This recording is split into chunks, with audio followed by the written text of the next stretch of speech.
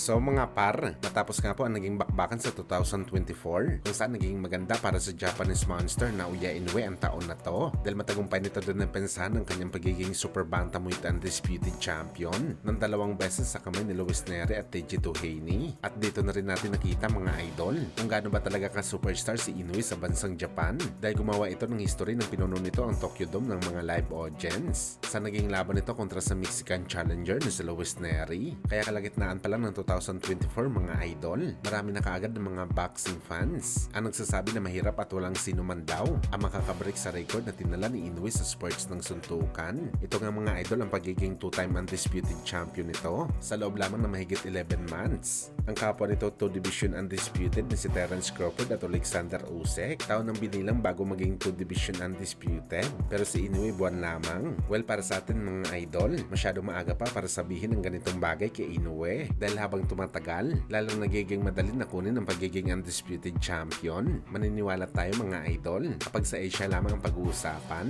mahirap talaga i-break ang record na to ni Inoue. Pero pagdating sa buong mundo, madali lang ito masungkit ang ganitong record, lalo pa kung hindi naman ganun kabagsik ang mga kadibisyon mo sa bakbakan.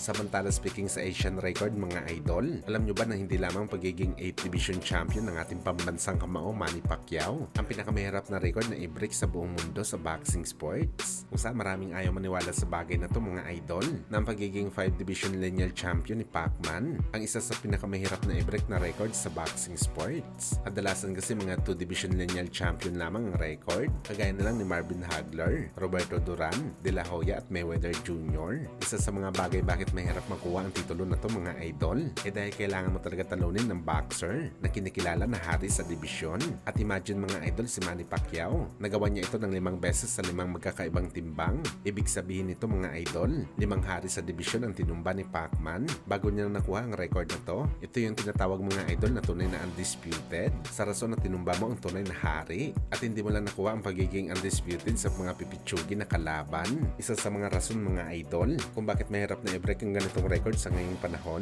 sa rason na puro cherry picker na ang mga boxer, namimili na ng kalaban dahil ang importante sa ngayon kung paano kumita sa bakbakan, hindi yung mapalaban sa isang hari sa dibisyon.